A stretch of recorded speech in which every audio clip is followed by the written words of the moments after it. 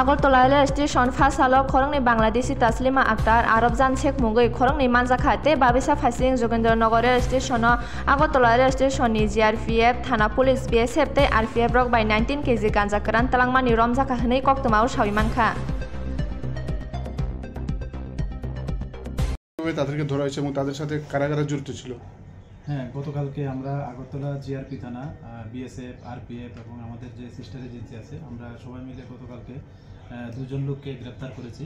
তো যার মধ্যে একজন হলো বাংলাদেশি নাগরিক, আর ওনাকে নিতে সাহায্য করছিল আরেকজন আছেন। তো আমরা ওনাকেও অ্যারেস্ট করেছি।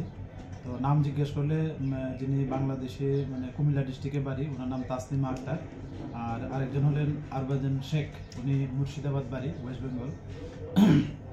তো তারা অবৈধ উপায়ে ভারতের বর্ডার ক্রস করে রেলকে ইউজ করে তারা অ্যাকচুয়ালি মুর্শিদাবাদ যেতে চেয়েছিল, এরকম বললো।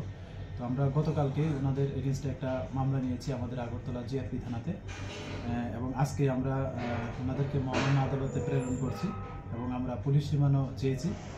আর তাদের কাছ থেকে তাদের স্মার্ট মোবাইল ফোন সিজ হয়েছে এবং কিছু বাংলাদেশি ডকুমেন্টও পাওয়া গেছে, এগুলিও সিজ হয়েছে। তো আমরা এই বিষয়টা দেখছি এবং যারাই তাদেরকে এই ইলিগেল এন্ট্রিতে হেল্প করেছে, সাহায্য করেছে, আমরা অবশ্যই তাদের আইনের আওতায় আনবো। দুজন কি বাংলাদেশি ছিল নাকি? না, একজন বাংলাদেশি নাগরিক আর অন্যজন হলো মুর্শিদাবাদ, ওয়েস্ট বেঙ্গল আর কি। সাহায্য করেছে স্যার।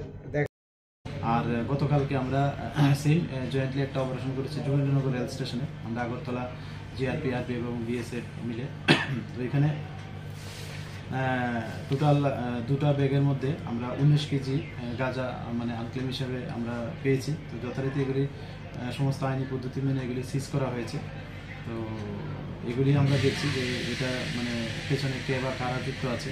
তো যারা এটার পিছনে যুক্ত আছে আমরা অবশ্যই তাদের এগেনস্টে লফুল অ্যাকশন নেব। কিছুদিন ধরেই অনেক দিন ধরেই দেখা যাচ্ছে যে বাংলাদেশি বিশেষভাবে বর্ডার কারাতার বেড়া পার করে ভারতে প্রবেশ করছে। তো তাদের থেকে কি জিজ্ঞাসাবাদে পাওয়া গেছে কি কারণে, কেন তারা ভারতে প্রবেশ করছে?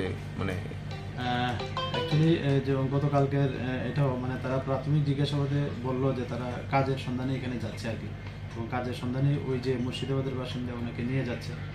তো আমরা দেখছি ব্যাপারটা, আমরা তো ইন্টারোগেশন চলছে এখনো, আরও ফার্দার ইন্টারোগেশন করব। আমরা রিমান্ডও চাবো মহামান্য আদালতের কাছে, দেখে আরও কি বেরিয়ে আসে। ভারত তথা ত্রিপুরার কোন দিকটাতে বেশি ইউজ করে তারা উঠছে? এটা তো এখন তদন্তের সাথে এখন বলা যাচ্ছে না আর কি। হ্যাঁ, এটা আমরা দেখছি। Thank you.